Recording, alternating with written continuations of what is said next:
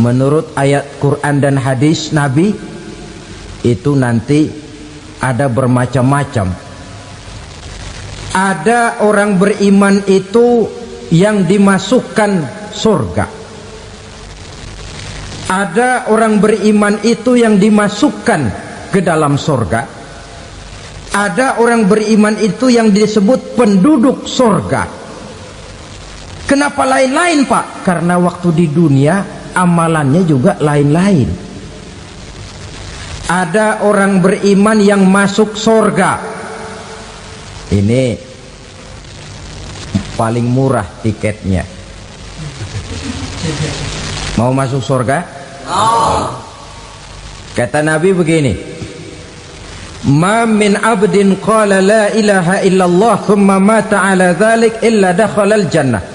Kalau seorang hamba sudah mengucap dua kalimat syahadat, dia yakin dengan kebenaran kalimat itu sampai matinya, orang itu akan masuk surga.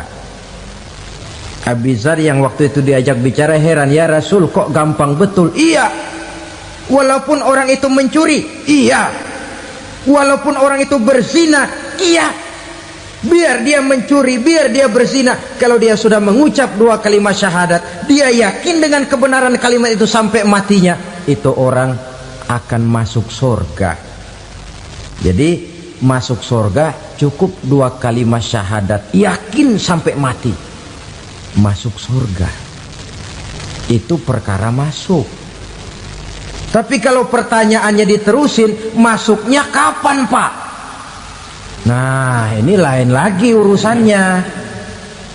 Sebab ada yang masuknya itu langsung, ada yang mampir dulu. Di sana tempat cuma dua, kalau tidak surga, neraka. Mau ke surga tapi mampir dulu, yang mampirnya jelas di neraka.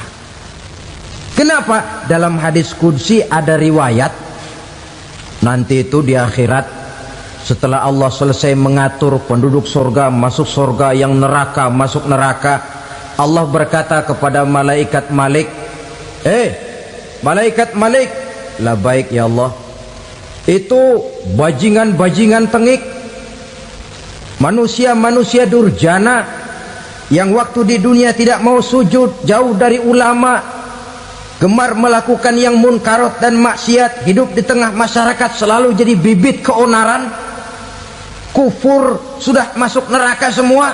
Sudah ya Allah. Nah, kalau sudah, coba sekarang kamu masuk, Malik. Saya, iya, masuk neraka. Mau apa ya Allah? Kata Allah, akhriju minan nar man kana fi qalbihi misqala habatin min khardalin min iman. Kau masuk neraka, cari di dalam neraka orang-orang yang ada imannya walaupun kecil sebesar biji zarah, angkat mereka keluar. Masuk malaikat Malik ke neraka, cari orang yang ada imannya, korek-korek. Ya repot, udah pada gosong. Yang ada imannya diangkat ke atas, yang ada imannya diangkat ke atas, lalu dimandikan di Nahrul Hayat, namanya sungai kehidupan di akhirat nanti. Cakep lagi rupanya, bersih lagi wajahnya, apel di hadapan Allah. Kata Allah, bagaimana Mas? Kapok nggak sampean? Kapok ya Allah. Nah, kalau kapok, idhab fadkhulil jannah, pergi masuk surga sana.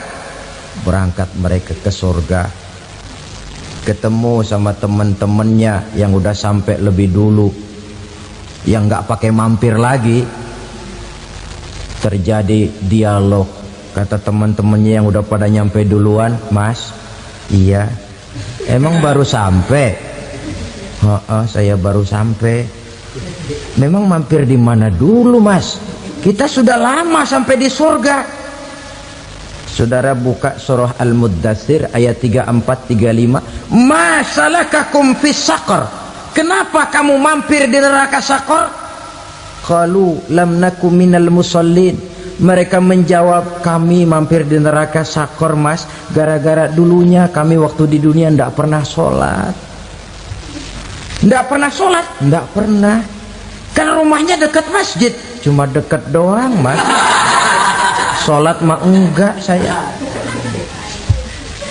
Enggak pernah ngasih makan fakir miskin, enggak pernah hadir di majelis taklim, pendeknya enggak pernah melakukan kebajikan, maka saya pun mampir di neraka sakor. Untung betul saya punya iman mas sedikit. Waktu hidup di dunia dulu saya pernah mengucap 2 kalimat syahadat, sekali-kalinya waktu mau kawin. Masya Allah. Untung saja kawin, kalau nggak kawin polos.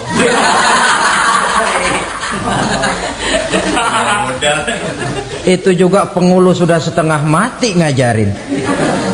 Asyhadu alla, asyaduaan, asyaduaan.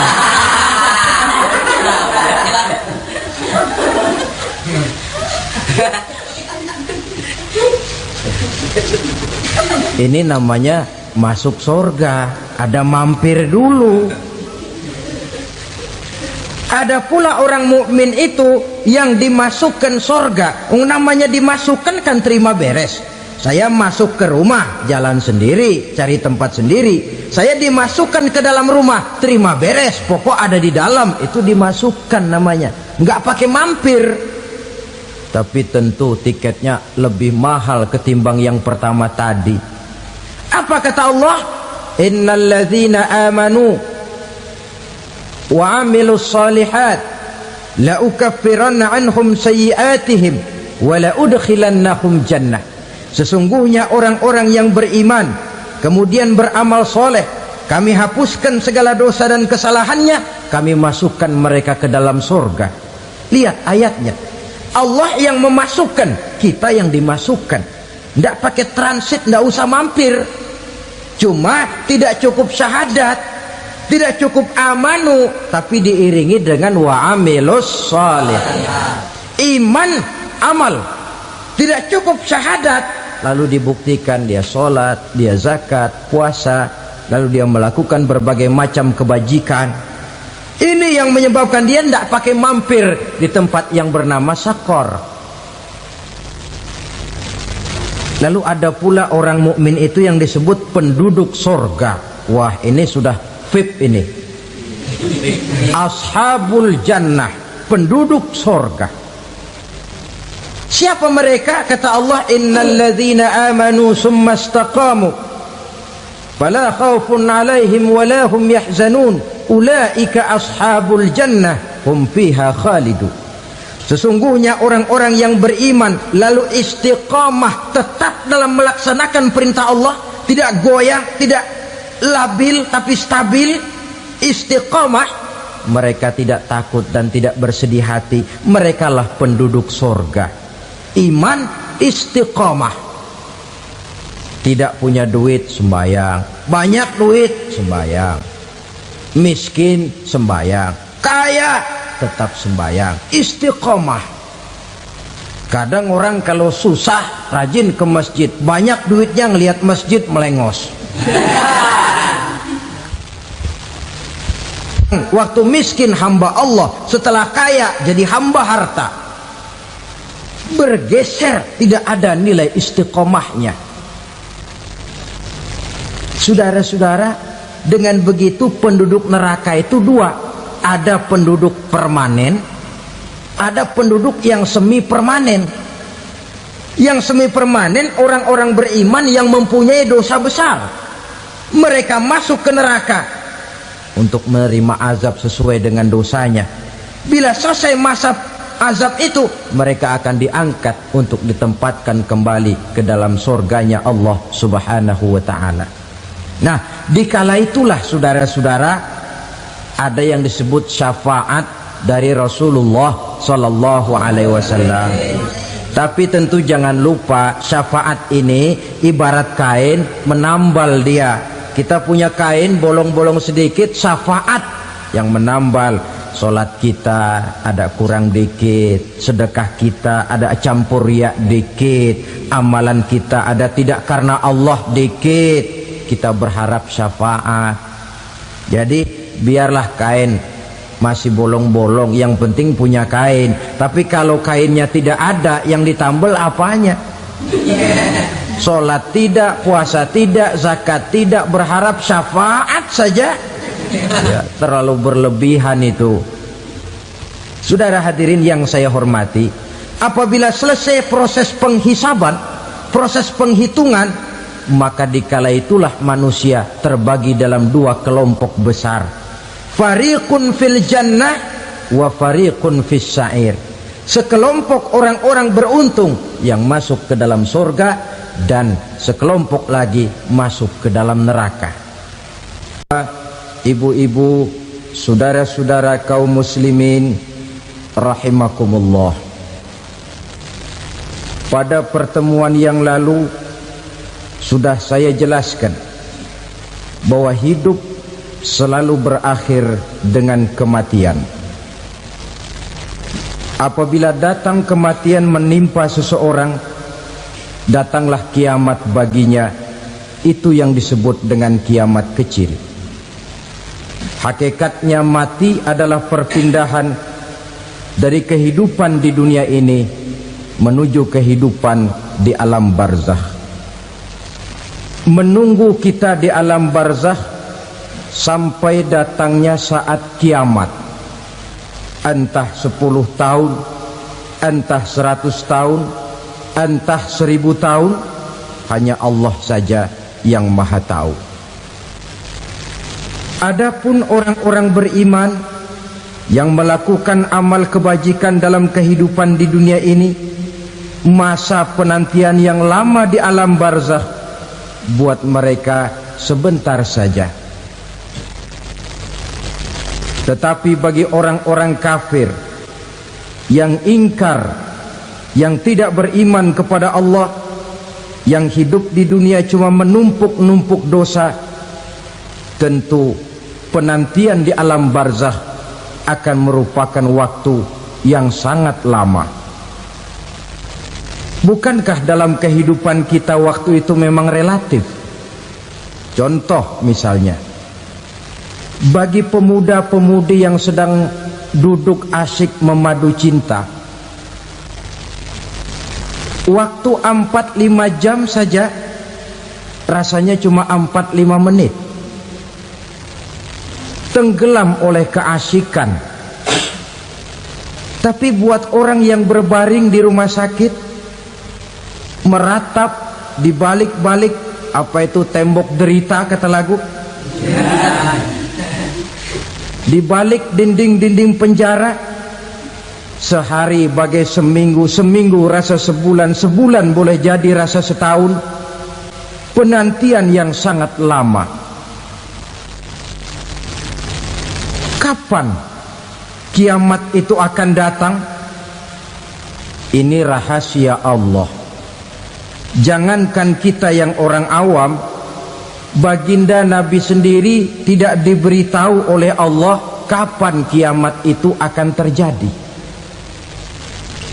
Tetapi sungguh pun demikian, banyak hadis-hadis yang menjelaskan ciri atau tanda-tanda datangnya kiamat. Nah, kalau sudah bicara soal tanda, tanda kiamat itu ada dua. Pertama yang disebut alamatus sughra, tanda-tanda kecil. Ini waktunya masih ada tenggang. Ada yang dinamakan alamatul kubra, tanda-tanda besar. Artinya kiamat sudah diambang pintu. Apa tanda-tanda kecil dari datangnya hari kiamat itu?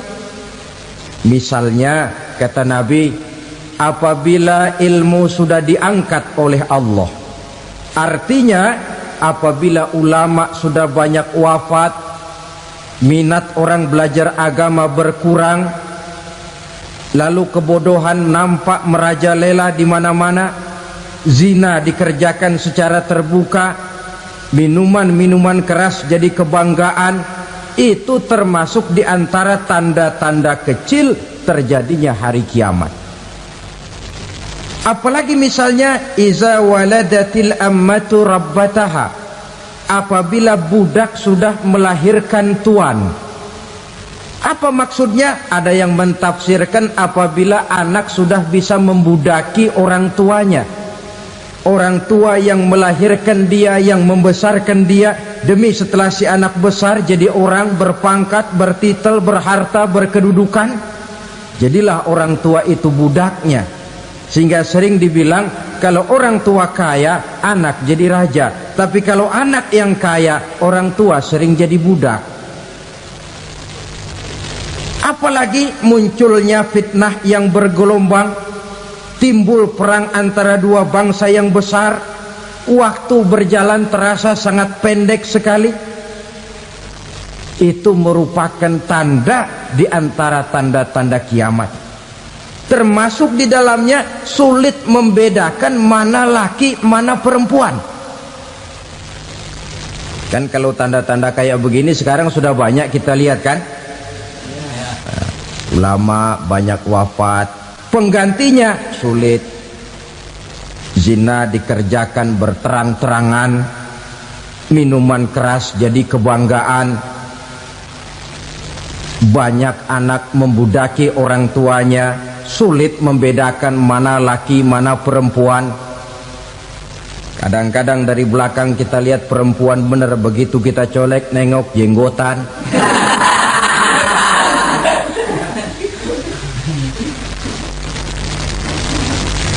Ini termasuk tanda-tanda kecil, masih ada tenggang sampai akan terjadinya kiamat itu. Nah, yang dimaksud dengan tanda-tanda besar, ini tanda besar artinya kiamat sudah di ambang pintu. Pertama, matahari terbit dari sebelah barat. Apabila matahari sudah terbit dari arah sebelah barat, tertutuplah sudah pintu taubat. Bersabda Nabi kita, la taqumus sa'atu hatta tatlu'a syamsu min maghribiha. Tidak akan datang hari kiamat sampai matahari terbit dari arah sebelah barat.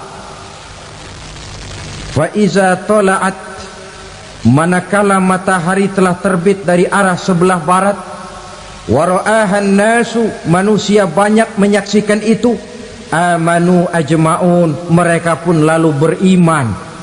Yang tadinya kafir, yang tadinya ingkar, yang tadinya membangkang, setelah melihat matahari terbit dari sebelah barat, buru-buru beriman, berlomba-lomba mengucap dua kalimat syahadat. Tapi apa yang terjadi?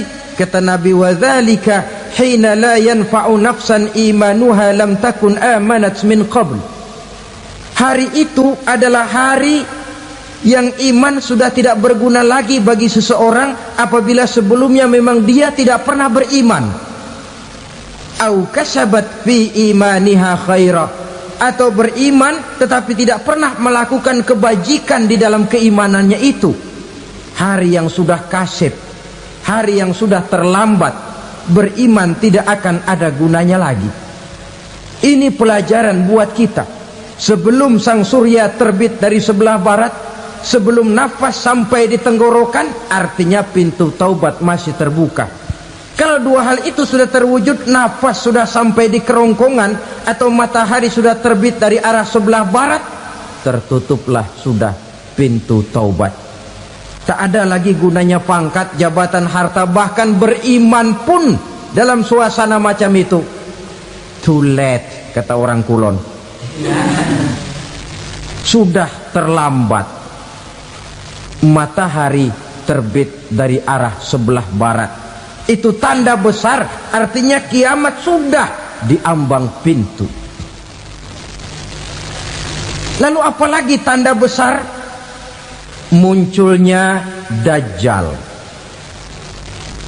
Dajjal artinya pendusta-pendusta yang menyesatkan manusia.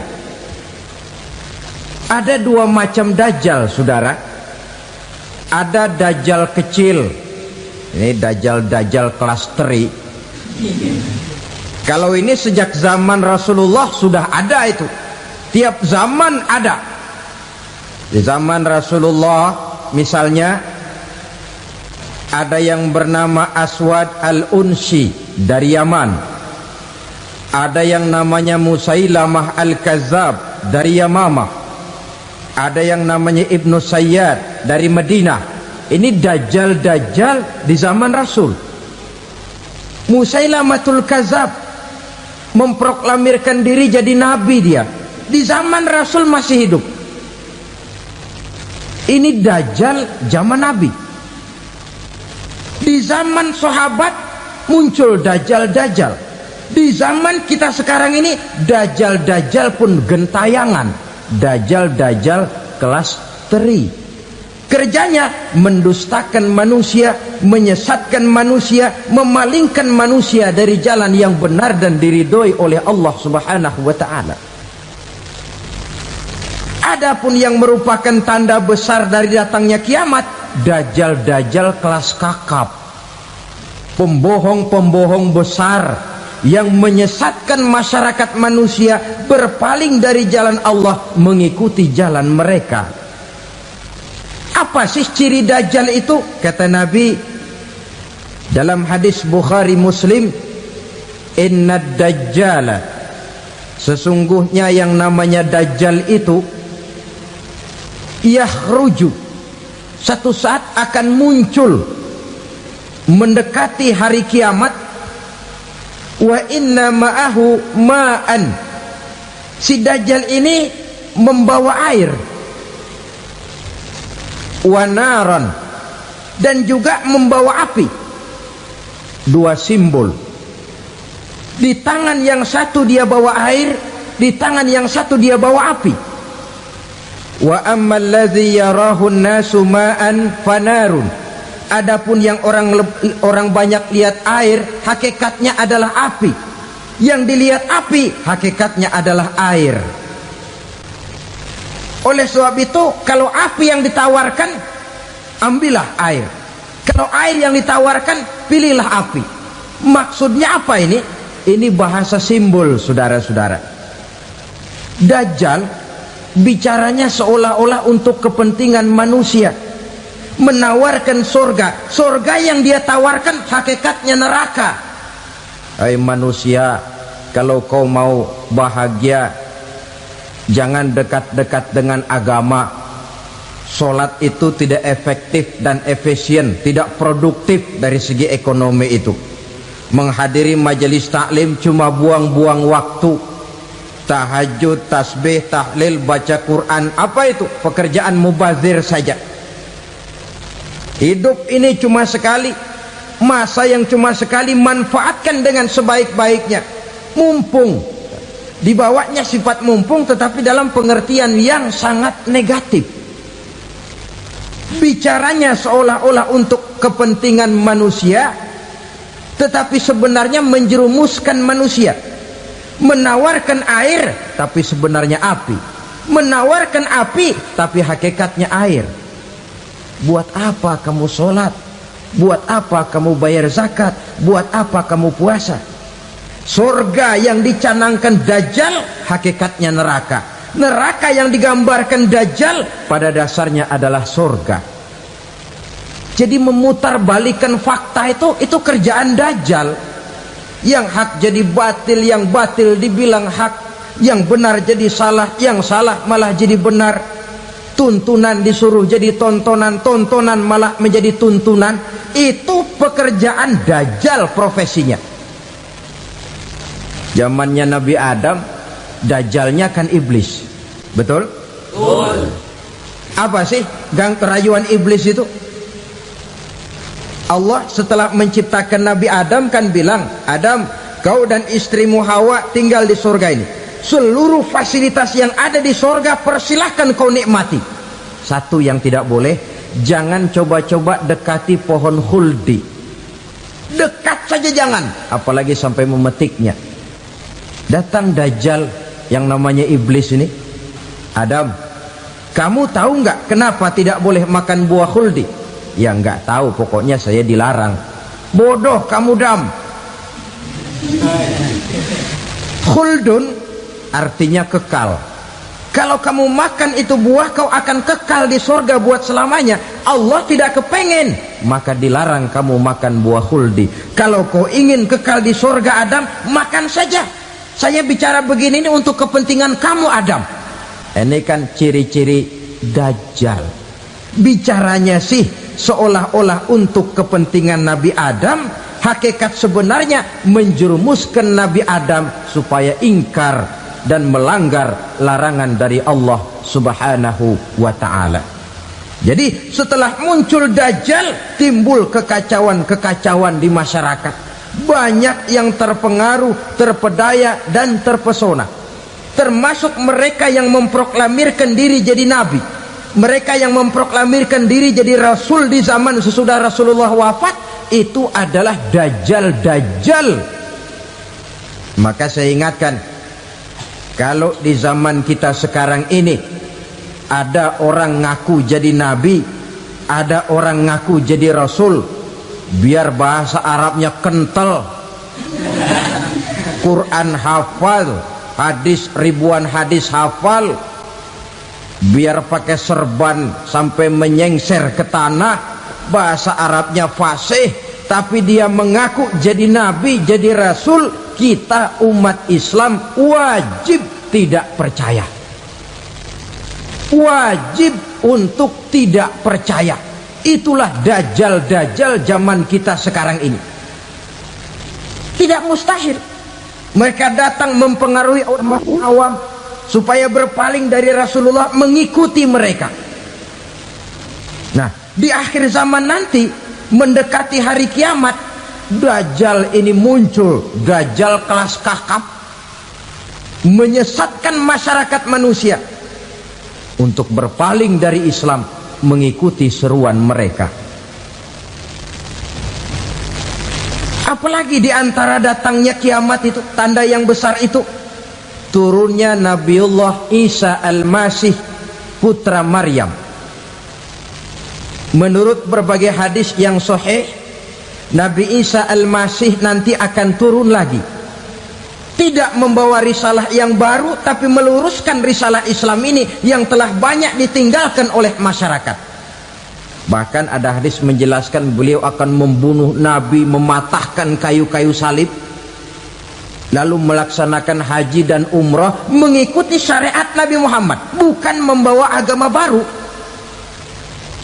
Menjadi semacam mujaddid, reformer, menyelamatkan manusia dari bisikan Dajjal. Bahkan ada riwayat yang menjelaskan bahwa Nabi Isa berhasil mengalahkan Dajjal, mengembalikan masyarakat manusia kembali kepada ajaran Islam yang datang dari Allah, dibawa oleh Rasulullah Sallallahu Alaihi Wasallam. Dengan kata lain, turunnya Nabi Isa bukan sebagai Nabi dan Rasul baru, tetapi mengikuti syariat Nabi kita Muhammad Sallallahu Alaihi Wasallam. Saudara hadirin, ibu-ibu hadirat yang saya hormati, kemudian apalagi di antara tanda-tanda besar akan datangnya kiamat itu? Keluarnya asap atau awan. Kata Nabi, inna min asratis sa'ah dukhanan yamla'u ma bainal masyriqi wal maghrib. Di antara tanda-tanda kiamat, munculnya awan antara langit dan bumi. Ini pun diperkuat dalam surah Ad-Dukhan ayat 10. Fartaqib yauma ta'tis sama' bidukhanin mubin fayughshan nas hadza azabun alim. Bagi orang-orang yang beriman, mereka biasa-biasa saja, tapi bagi orang kufur, datangnya asap dan awan ini merupakan azab yang kelewat pedih. Barangkali sedikit mendekati gambaran tentang azab yang pedih ini, saya ingatkan alam pikiran kita kepada peristiwa yang belum lama terjadi. Pernah dengar berita bocornya reaktor nuklir di Chernobyl, Uni Soviet? Pernah dengar? Nah, bocornya reaktor nuklir di Chernobyl yang mengakibatkan ratusan, bahkan sangat mungkin ribuan nyawa. Cuma satu reaktor. Bagaimana kalau seluruh cadangan nuklir yang dimiliki oleh para negara adik kuasa ini diledakkan? Bahkan yang konon menurut catatan cadangan nuklir yang dimiliki bersama oleh Amerika dan Rusia sekarang ini sudah sanggup memusnahkan 6 miliar manusia, 1,5 kali lebih banyak dari jumlah manusia yang nongkrong di permukaan bumi ini. Saudara-saudara hadirin yang saya hormati, lalu saat mendekati hari kiamat, apalagi tandanya setelah Nabi Isa wafat, pada saat turunnya yang kedua kali, lalu Allah meniupkan angin sejuk, semua orang-orang beriman, orang-orang baik wafat, sehingga penghuni bumi ini cuma tinggal lagi terdiri dari orang-orang kafir. Tidak ada lagi di bumi ini yang bisa mengucapkan Allah. Hingga dalam hadis qudsi itu ada keterangan, innallaha azza wa jalla yaqulu li Israfil, Allah pernah pesan kepada malaikat Israfil, kata Allah, Israfil, idza sami'ta qailan yaqul Allah Allah fa akhirin nafakh 40 sanatan ikraman liqailiha. Hai Israfil, apabila kau dengar di permukaan bumi masih banyak orang yang mengucapkan Allah Allah, maka tunda sangkakala kiamat itu 40 tahun. Untuk apa? Ikraman liqailiha, menghormati orang yang mengucapkan Allah Allah itu. Wah, jadi karena sekarang masih banyak yang mengucapkan Allah, besar hatilah kita, masih jauh kiamat itu. Tapi jangan lupa, kiamat pribadi, kiamat kecil itu yang nggak kita sangka-sangka. Ajal datang mencabut nyawa, itu kiamat pribadi, dan itu yang pasti kita hadapi, dan itu yang membuat kita tidak boleh bersikap main-main di dalam kehidupan sekarang ini.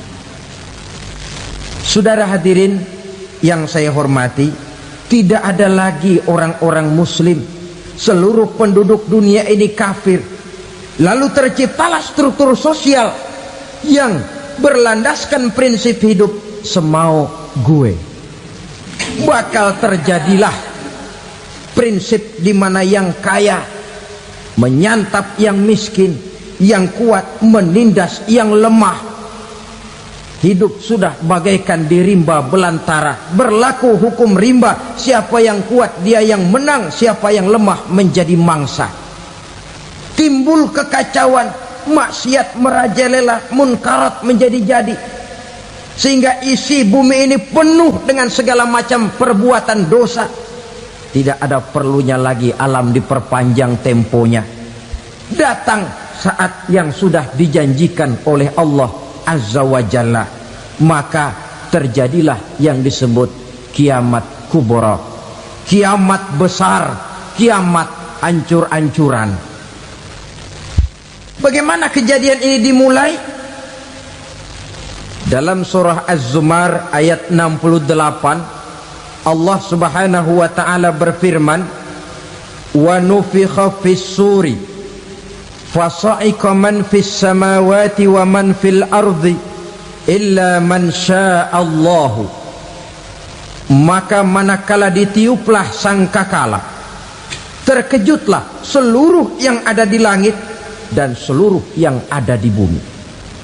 Bila saat kiamat datang, Allah perintah malaikat Israfil, Israfil, tiup sangkakalamu. Ditiuplah sangkakala oleh malaikat Israfil. Yang akibat daripada tiupan itu, seluruh yang ada di langit, seluruh yang ada di permukaan bumi terkejut. Yang ada di langit siapa? Malaikat kan.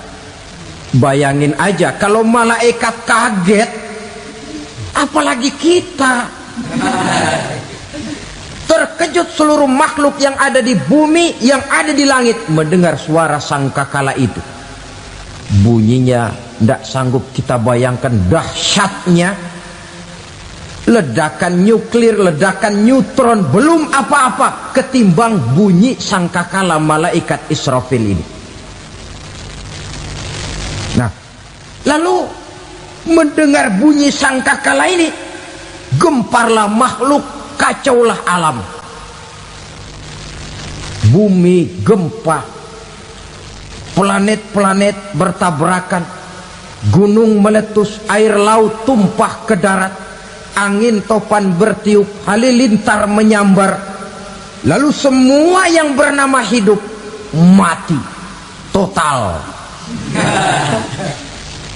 Mati bareng tanpa persiapan. La haula wala quwata illa billah. Saya kadang-kadang dalam tafakur bermohon, ya Allah, mudah-mudahan saya nggak nemuin kiamat beneran. Ngeri. Tidak bisa kita bayangkan macam apa suasana seperti itu. Allah saja banyak memberikan gambaran, misalnya Al-Qari'ah, wa mal qari'ah, wa ma adraka mal qari'ah.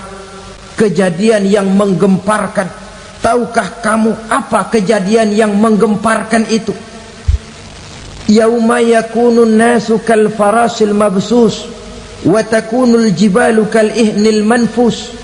Pada saat itu manusia berterbangan bagai kupu-kupu, gunung berterbangan seperti kapas ditiup angin.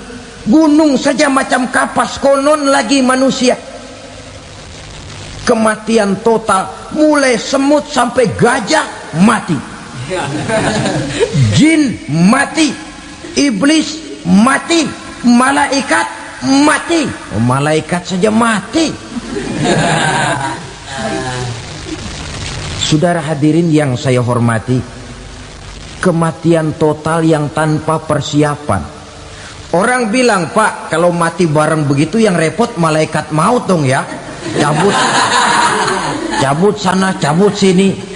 Itu kalau menurut logika kita, mestinya begitu menurut logika. Tapi logika juga yang nggak perlu serepot itu. Sebab untuk mematikan listrik di wilayah DKI, di wilayah Jakarta, nggak perlu tiap rumah didatengin, matiin, ya lama. Cukup dari kantor pusatnya saja PLN, tekan satu tombol, gelaplah seluruh Jakarta. Saudara hadirin yang saya hormati, kematian total. Lalu setelah kematian total, planet-planet juga mati, dalam arti tidak bergerak dan beredar. Angin mati, dalam arti tidak bertiup. Air mati, dalam arti tidak ada riak gelombang. Pokoknya semua mati. Kullu nafsin za'iqatul maut, semua yang bernafas mati. Dalam ayat lain, kullu man 'alaiha fan, semua yang ada di permukaan bumi fana. Yang kekal cuma Allah Subhanahu wa ta'ala. Yang paling belakang mati malaikat maut dan malaikat Israfil. Tapi mati juga sesuai dengan janji Allah. 40 lamanya. Tidak dijelaskan oleh Abi Hurairah 40 jam, apa 40 hari, apa 40 tahun. Hadis-hadis cuma menyebutkan 40 saja. Sunyi alam, yang tinggal cuma Allah saja lagi. Ketika itu Allah berseru-seru, katanya, limanil mulkul yauma, siapa para penguasa hari ini? Mana itu raja-raja dan penguasa yang dulu mengaku jadi Tuhan? Fir'aun, mana Fir'aun sekarang? Yang dulu jadi raja, merasa berhasil, sombong, lalu tidak mau turun-turun dari kekuasaannya, sampai kepada puncak kekurang ajarannya mengangkat diri jadi Tuhan. Mana itu Fir'aun? Namrus, mana sekarang Namrus? La ilaha illa ana, ternyata tidak ada Tuhan lain selain daripada aku, kata Allah. Proses kemudian, saudara-saudara, turunlah hujan dari langit. 40 lamanya hujan itu. Tidak jelas juga 40 jam apa 40 hari. Setelah air turun membasahi, datanglah tiupan sangkakala yang kedua. Semua yang bernama mati bangkit dari kuburnya masing-masing. Ini yang disebut Yaumul Ba'thi, hari kebangkitan. Allahu Akbar. Pada saat kita bangkit dari kubur kita masing-masing, kumpul di padang mahsyar namanya. Bayangin aja, saya sendiri nggak sanggup bayangin. Manusia sejak zaman Adam sampai zaman kiamat kumpul bareng di tempat sama. Berapa banyaknya itu?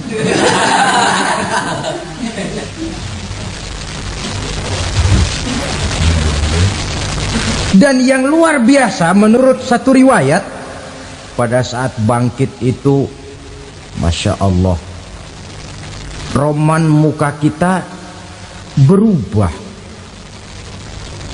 disesuaikan dengan amalan kita waktu di dunia ini.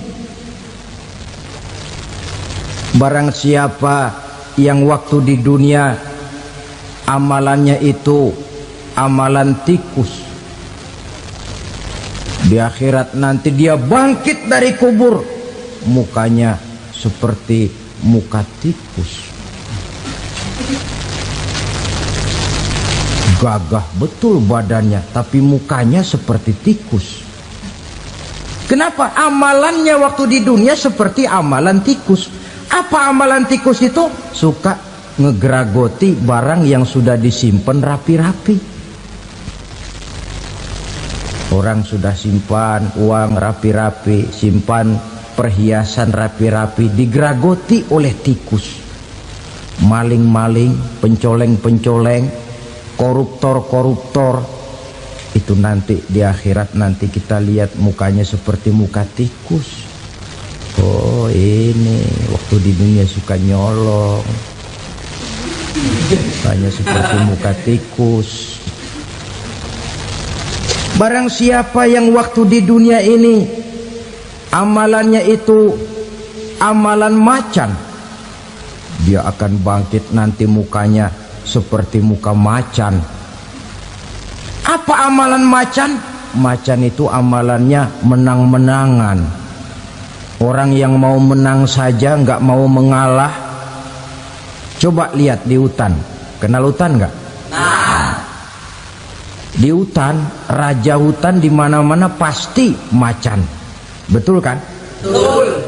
Padahal hutan belum pernah bikin pemilihan umum. Tapi macan tidak peduli ada pemilihan umum apa tidak, pokok saya raja. Sebab apa? Macan jadi raja itu bukan karena benar, tapi karena kuat jadi raja. Setelah dia jadi raja, rakyat hutan yang mesti dilindungi malah dimakan oleh raja macan. Kambing rakyat hutan dimakan oleh macan. Ayam rakyat hutan dimakan oleh macan. Itu nanti kita lihat di akhirat itu mukanya seperti muka macan, gagah betul. Lalu barang siapa yang di dunia ini amalannya itu seperti amalan anjing, nanti dia punya muka seperti muka anjing. Apa amalan anjing? Pertama, anjing itu kalau disuruh jaga rumah, dia tidak bisa membedakan mana maling, mana tamu. Biar yang datang maling, kalau bawa tulang, anjing kalem. Yang kedua, anjing itu akan setia kepada siapa saja yang memberinya roti. Siapa yang memberinya roti, itulah majikannya. Apa kata majikannya, pasti dia laksanakan. Soal benar atau salah dia tidak peduli. Setelah anjing dapat roti, dia tidak punya pilihan lain kecuali bilang, abdi mah kumaha juragan wae ayeuna mah.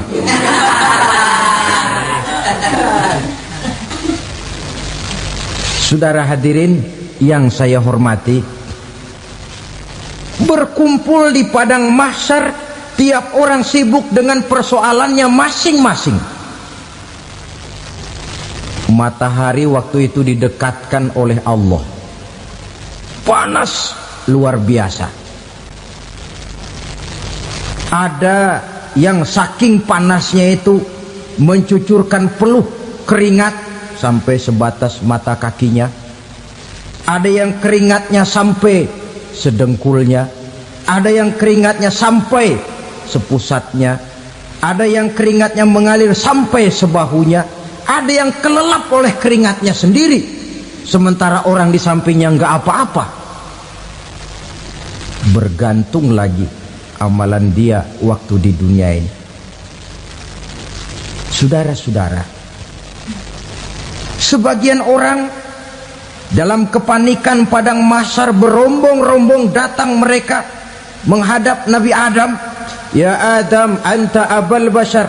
Hai Adam, Tuhan adalah bapak moyang manusia. Kami sebentar lagi akan disidang, dimintakan pertanggungan jawab. Tolonglah kami, hai Adam.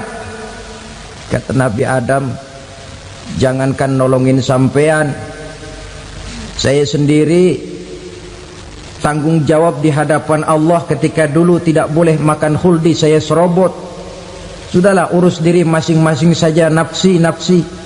Begitu kata Nabi Nuh, begitu kata Nabi Ibrahim. Tiap orang bertanggung jawab sendiri-sendiri. Ketika itulah saudara-saudara, nikmatnya menjadi umat Nabi besar Muhammad sallallahu alaihi wasallam. Sebab apa? Walaupun menurut abjad kita ini umat paling belakang, paling belakang kita ini toh, karena Nabi Muhammad adalah Nabi akhir, tapi akan dihisap lebih dulu, lewat di atas sirat lebih dulu, masuk surga lebih dahulu ketimbang umat-umat belakangan. Ketika Rasul mendekati ajal, beliau tanyakan itu kepada malaikat Jibril. Malaikat Jibril berkata, Muhammad jangan khawatir, Allah sudah berjanji, inni haramtul jannata ala sairil anbiya hatta tadkhulaha anta wa haramtuha ala sairil umami hatta tadkhulaha ummatuka. Surga aku haramkan buat seluruh nabi kecuali kalau engkau Muhammad sudah masuk ke dalamnya, dan surga aku haramkan buat seluruh umat kecuali kalau umatmu Muhammad sudah masuk ke dalamnya. Logikanya, walaupun menurut abjad kita umat paling belakang, bakal dihisap paling dulu, lewat di atas sirat paling dulu, masuk surga paling dulu, kalau mampir ke neraka juga paling dulu. Ya resiko. Jangan mau enaknya aja paling dulu. Saudara hadirin yang saya hormati,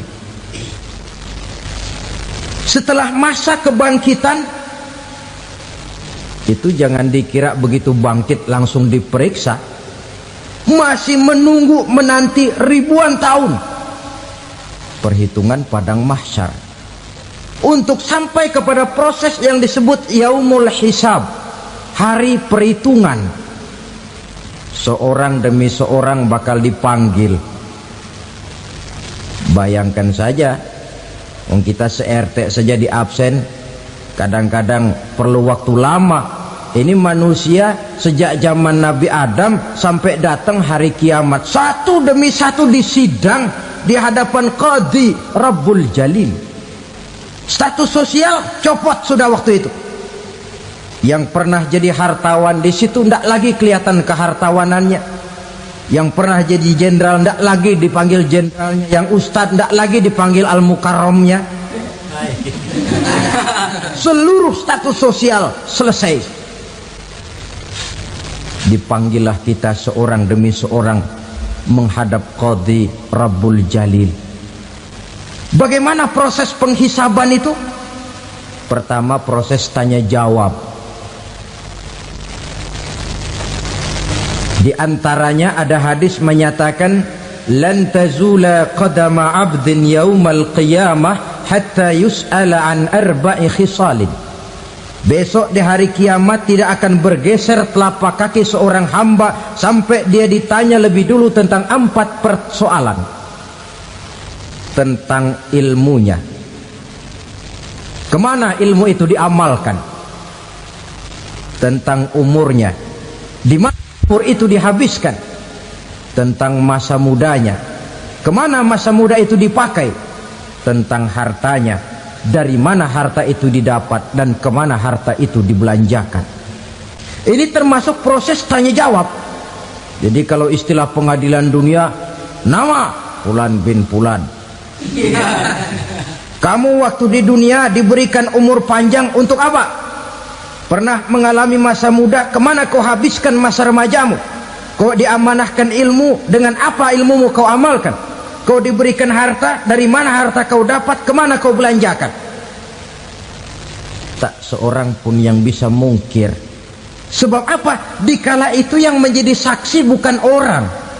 Yang menjadi saksi adalah seluruh anggota badan kita. Tangan bicara, kaki jadi saksi terhadap seluruh amalan yang pernah kita kerjakan pada saat kehidupan di alam dunia ini. Selesai proses tanya jawab, lalu diperlihatkan buku catatan kita waktu hidup di dunia ini. Jangan lupa Allah itu menyiapkan 2 superkomputer kepada kita, sebelah ditempelin sebelah kanan, yang sebelah tempelin di sebelah kiri. Komputer itu namanya Raqib dan Atid, 2 malaikat yang apabila baik kita lakukan, refleks saja akan menulis kebajikan kita. Jahat kita kerjakan, akan tertulis. Catatan itu nanti diperlihatkan kepada kita. Waduh, alangkah malunya pada saat diperlihatkan catatan kita, buku rapot kita merah melulu. Barangkali diperiksa sambil diomelin, brengsek lo. Buku merah melulu begini, bagaimana waktu hidup di dunia? Tidak cukup diperlihatkan buku catatan kehidupan, rekaman kehidupan. Rekaman kehidupan kita secara utuh sejak terlahir sampai ajal datang merenggut nyawa. Barangkali mirip dengan video sekarang ini, di mana terekam dengan baik seluruh kegiatan kita, sejak yang sekecil-kecilnya sampai kepada yang sebesar-besarnya. Untuk kemudian kita pun menerima balasan. In khairan fa khairun wa in syarran fa syarrun. Kalau baik ya baik balasannya, kalau jahat ya jahat juga balasannya. Catatan-catatan kita diberikan. Kalau banyak kebajikannya diberikan di tangan kanan dengan cara yang halus. Kalau banyak kejahatannya diberikan dari sebelah kiri atau dilempar dari belakang. Itulah sebabnya sejak di dunia ini kita sudah mohon kepada Allah. Ketika berwudu membasuh tangan kanan, apa kita bilang? Allahumma a'tini kitabi biyamini wa hasibni hisaban yasira. Ya Allah, berikan saya kitab di tangan kanan, dan kalau saya memang perlu dihisap, hisaplah saya yang seringan-ringannya. Tangan kiri berlindung kita kepada Allah, jangan sampai diberikan kitab di tangan kiri atau dari arah sebelah belakang. Wa a'udzubika an tu'tiya kitabi bishimali aw min wara'i zuhri, dari arah sebelah belakang. Na'udzubillah min dzalik. Setelah selesai lewat proses penghisaban, lewat mizan, timbangan, maka yang sudah selesai dihisab itu bergeraklah menuju sirat, jembatan yang terbentang menuju surga melalui neraka. Saudara-saudara, panjangnya perjalanan sirat itu memakan waktu ratusan tahun. Tetapi orang yang lewat di atas sirat pun macam-macam, bergantung amalannya ketika di dunia ini. Ada yang lewat di atas sirat itu kal barkil khatib, seperti kilat yang menyambar, lep, sudah sampai dia di surga. Cepat bukan main. Ada yang lewat di atas sirat itu seperti orang lari-lari. Ada yang lewat di atas sirat itu seperti orang jalan biasa. Ada yang sambil merangkak, ada yang sambil ngesor, ada yang sambil gelayutan, ada yang selamat sampai ke ujung ke surga, ada yang tergelincir jatuh masuk ke dalam neraka, bergantung amalannya dalam kehidupan di dunia sekarang ini. Tiap kita akan melewati yang namanya sirat ini. Saudara-saudara kaum muslimin yang saya hormati, dengan demikian mereka yang selamat melalui sirat sampai ke terminal akhir surga, mereka yang ketika dihisab ternyata banyak kejahatannya daripada kebaikannya, mereka singgah di dalam neraka. Nah, adapun orang-orang yang beriman menurut ayat Quran dan hadis Nabi itu nanti ada bermacam-macam. Ada orang beriman itu yang dimasukkan surga. Ada orang beriman itu yang dimasukkan ke dalam surga. Ada orang beriman itu yang disebut penduduk surga. Kenapa lain-lain, Pak? Karena waktu di dunia amalannya juga lain-lain. Ada orang beriman yang masuk surga. Ini paling murah tiketnya. Mau masuk surga? Kata Nabi begini, ma min abdin qala la ilaha illallah thumma mata ala dhalik illa dakhalal jannah. Kalau seorang hamba sudah mengucap dua kalimat syahadat, dia yakin dengan kebenaran kalimat itu sampai matinya, orang itu akan masuk surga. Abi Dzar yang waktu itu diajak bicara heran, ya Rasul kok gampang betul? Iya, walaupun orang itu mencuri, iya, walaupun orang itu berzina, iya, biar dia mencuri, biar dia berzina, kalau dia sudah mengucap dua kalimat syahadat, dia yakin dengan kebenaran kalimat itu sampai matinya, itu orang akan masuk surga. Jadi masuk surga cukup dua kalimat syahadat, yakin sampai mati, masuk surga. Itu perkara masuk. Tapi kalau pertanyaannya diterusin, masuknya kapan, Pak? Nah, ini lain lagi urusannya. Sebab ada yang masuknya itu langsung, ada yang mampir dulu. Di sana tempat cuma dua, kalau tidak surga, neraka. Mau ke surga tapi mampir dulu, yang mampirnya jelas di neraka.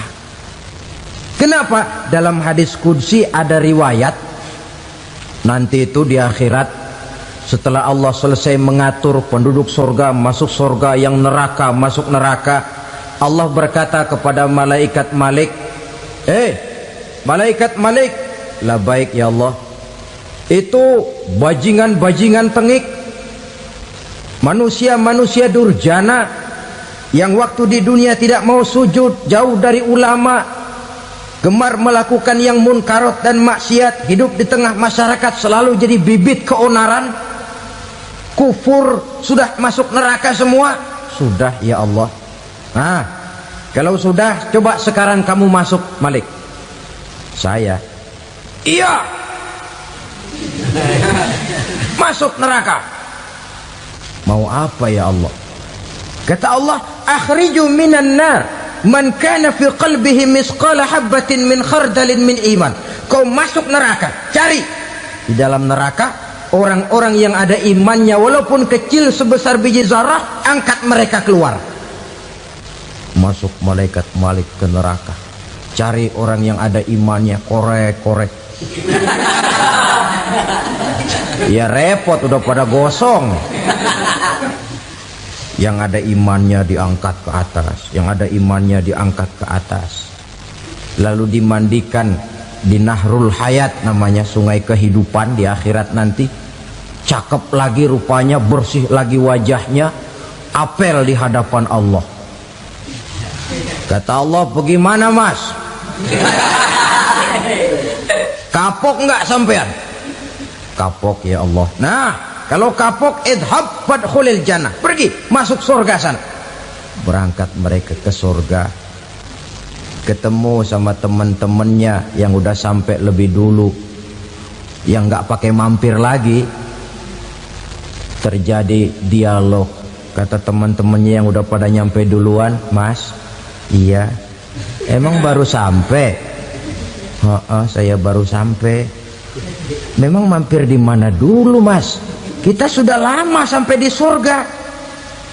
Saudara buka surah Al-Muddatsir ayat 34-35. "Ma salakakum fis saqar?" Kenapa kamu mampir di neraka Saqar? Qalu lam naku minal musallin. Mereka menjawab, kami mampir di neraka Saqar, Mas, gara-gara dulunya kami waktu di dunia tidak pernah sholat. Tidak pernah sholat? Tidak pernah. Kan rumahnya dekat masjid. Cuma dekat doang, Mas. Sholat mah enggak saya. Enggak pernah ngasih makan fakir miskin, enggak pernah hadir di majelis taklim, pendeknya enggak pernah melakukan kebajikan, maka saya pun mampir di neraka Saqar. Untung betul saya punya iman, Mas, sedikit. Waktu hidup di dunia dulu saya pernah mengucap 2 kalimat syahadat, sekali-kalinya waktu mau kawin. Masya Allah. Untung saja kawin, kalau nggak kawin polos.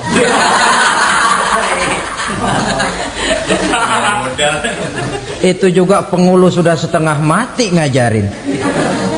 Asyhadu alla, asyaduaan, asyaduaan.